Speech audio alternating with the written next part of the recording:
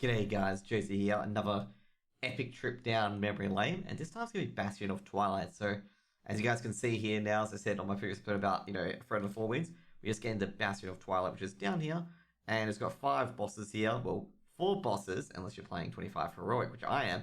I'm going to make sure we are playing 25-man Heroic, because what's happened is that I was playing 10-man before, and you can do 10-man Heroic and 25-man Heroic, but as you can see here, basically you got 5 bosses on 25-man Heroic, 4 bosses if you don't do it. So basically, the first tier of Cataclysm was, 4 bosses in one area, 2 bosses in another, and obviously 6 bosses in Blackwing Descent.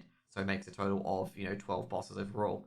So basically, essentially, Bastion of Twilight had 4 bosses, had a bit of trash, and arguably the hardest boss in the instance was Ascendant Council. Now, the rare part about Bastion of Twilight is the first instance that you had to complete the previous hard modes before you could attempt the final hard mode to be Cho'Gall.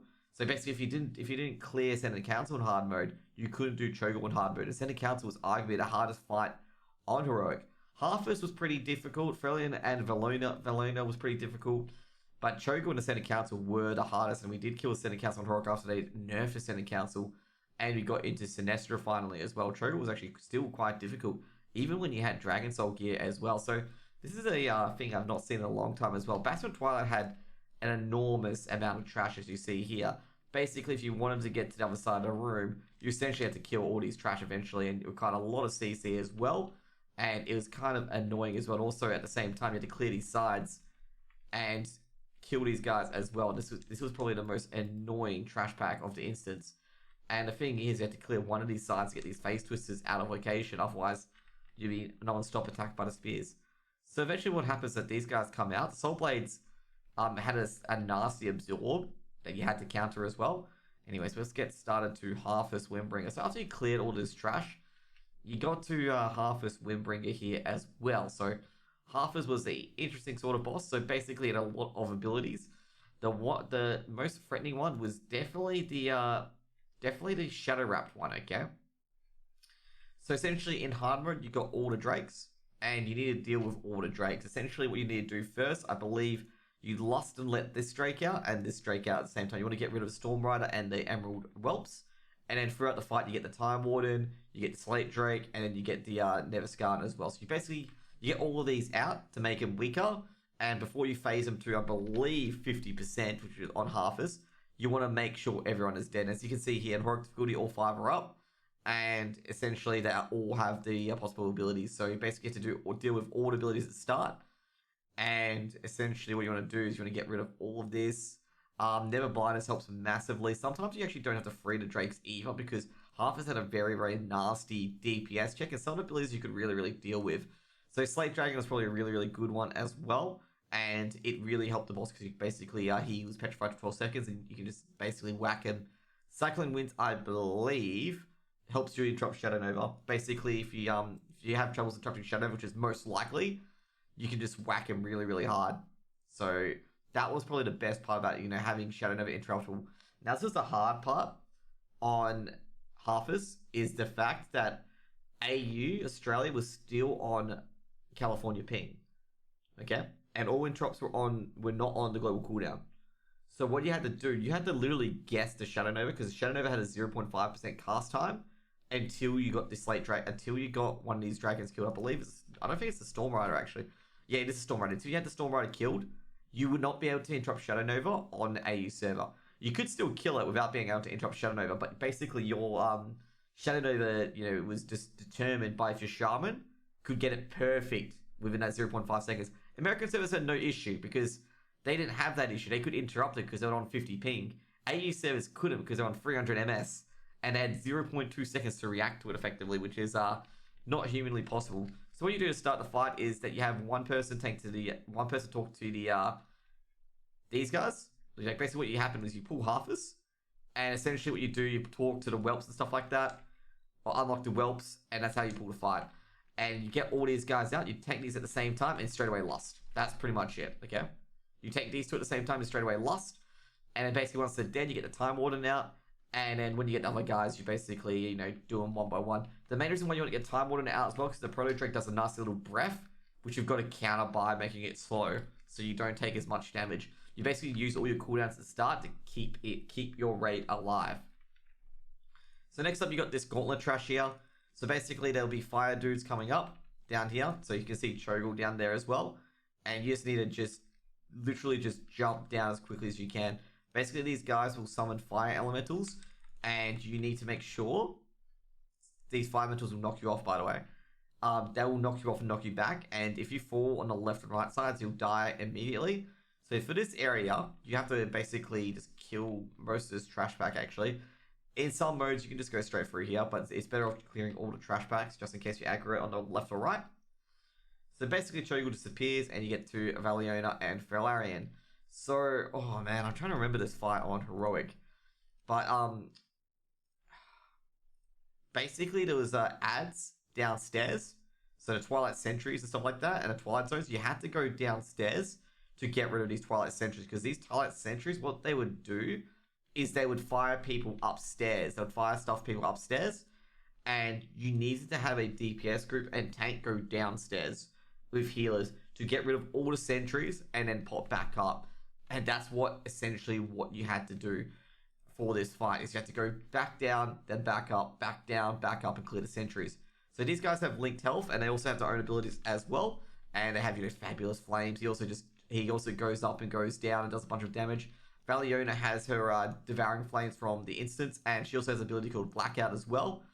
Essentially, Blackout, what you want to do is you want to just spread away, and you want to get Blackout far away from the raid, then dispel it, okay? So far away from the raid, and then dispel it. Or no, actually, Blackout you stack together, then dispel it. Use cooldown to make sure everyone's in range. And as you can see here, it's got Meteorite, Deep Breath. Like, it got a lot of similar abilities to Vigo here. He also does the same thing as well. Dazzling Destruction is similar to the Breath as well. And you just have to dodge shit across the room. So these two, I believe, have shared HP. So one will be in the air, the other will be on the ground. And as you see, that just kill it with a few shots as well. Feralan's voice, I can tell you now, was absolutely hilarious. Because like a man talking on helium. But this boss was kind of difficult. Main reason because on normal difficulty, you didn't have to go into the Twilight Realm to kill the sentries because they did no damage and they were just there for show and tell. But now, there was Twilight things down there, but they weren't like sentries. Now, you had to pay attention to them, okay? You had to pay attention to them and make sure they died. So here, before Senate Council starts, you get a brief idea of the mechanics from these bosses. Like, for example, here, the Bound of Deluge and Infernos, basically, they had to be next to each other to lose the debuff. So if you wanted to dispel ice and fire, you had to have them by each other. And the Zephyrs and the other things didn't do so much as well. Also, as you can see here, basically, if you got Cold Touch, you can DPS fire and vice versa. And this shows for this boss here being Feludius and Ignatius, okay? Because water and fire. Basically, if you want to DPS Ignatius, you have to be for water. If you want to DPS Phidias, you don't have to be the other one as well.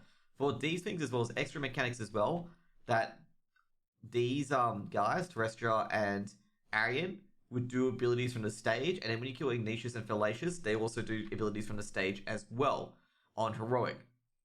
And as you can see here, they do Gravity Core, Static Overload, and essentially what you need to do, you need to be on the ground or upstairs depending on the fight. And also at the end of it, when you get them all down to 25%, they all merge together into this Monstrosity, and I don't think the Monstrosity has any extra abilities. No, it does not. It's basically the same mechanics. So once you got to this phase, it was pretty much easy peasy lemon squeezy. Now for this fight as well, you have to dodge Frozen Orbs and Flame Strikes as well. And it's pretty much another, another Illidari Council as they called it, because it's this Super Bowl of not standing in things, okay? You know how I joked about not standing in things before? Well, this was another one, okay? This was another don't stand in things as well. So next up, we're going to get to Cho'Gall. And Cho'Gall, well, he had a little secret behind him as well. If you killed him in heroic mode, he'd be a bit silly, okay? You had to clear all this trash, and this trash had the most annoying mob, which was the Twilight Shifter, okay? The Twilight Shifter would drop aggro and make himself immune, okay? And would appear behind a Clothy. So what you had to do, and what you had to do about it was dispel the immunity and have the tank taunt it. Because if the tank didn't taunt it, dead DPS on the rise because it wouldn't go to a tank because it was immune. So after you kill that, you can take on Cho'Gall. So Cho'Gall's fight is largely the same with the corruptions. So basically, to get rid of sickness, you have to interrupt conversion. Basically, essentially what you have to do, you have to dispel this. And eventually, everyone will become absolute towards the end of the fight, but they would basically die. and you had flames orders, shadow orders, and stuff like that. And it got pretty much like, it got harder and harder as his stacks went down and down, as his thing went down and down. Also, you had to obviously taunt the boss with Fury Ocho Gold, and then also you had Festa Blood as well. I don't think there was anything extra with Festa Blood, but that's pretty much it. With Cho'Gall as well, still the same corruptions and darkened creations that you have to deal with. But basically, during that phase, everything comes up and you just have to zerg him down and kill him. Now, after you kill him, you have to deal with conversion and stuff like that still. And then at 1%, instead of dying, he will walk forward and open up this part here to go to Sinestra. Now, it doesn't tell you that until you drop him. So basically, Cho'Gall will stumble and open this area down here to go to Sinestra. Okay? So as you can see here, Cho'Gall will fall on it, and down you go to Sinestra. Now, Sinestra has one achievement, which is, the oh my god, we're awesome kind of thing. And yeah, I'm trying to get to, yeah, there you go. I'm trying to make sure I don't fall into lava, okay? Because lava is pretty bad. So down here, you get to Sinestra. So basically, Sinestra is the secret boss in Bastion of Twilight. And, well, they've got a map for it now, but they didn't used to have previously. And basically, Cho'Gall's fat bum fell right down, and you get to deal with Sinestra. So Sinestra has effectively 2 lives. So the first phase is Sinestra, weakened. Basically, she's been nurturing the brood. And then, effectively, she becomes more powerful when she does not look like a dragon, eh? She looks like just a giant worm. And that was pointed out as well as Sinestra's model was basically the same model as Uro and a few sandworms. There was actually no unique dragon model. So anyways, we'll start the fight. Basically, she had cutters, which you had to deal with. Like cutters, you had to essentially dodge. So basically, she gets full health, and then she gets into a mana shield. Kaelin comes down at the same time to help you out, the red dragon. And you have to get into his shield. Okay? So you get into his shield quickly, otherwise you'll die by Twilight Extinction. So this would protect you from Twilight Extinction, effectively. Should cast that immediately, and then should go into an epic duel with Kaelin. So to stop that, is basically you just DPS Sinestra, okay? To make Sinestra win. To make Kaelin win. Alternatively, I think what you have to do, you have to get rid of the egg as well. I don't know, actually. I'm trying to figure what you have to do in this fight. I think you have to DPS Sinestra down a lot until you started sacrificing the eggs, okay?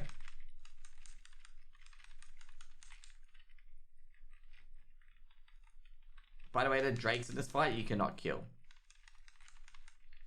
Just in case you're wondering. So basically you need to just keep pushing on Sinestra. And eventually Sinestra will be, Sinestra will try to put the eggs down for shielding. And basically you need to kill the eggs. Okay, you basically have a group here killing the eggs. Usually it's melee. And, yeah. And then, I'm not sure why it's not, have I got the wrong egg?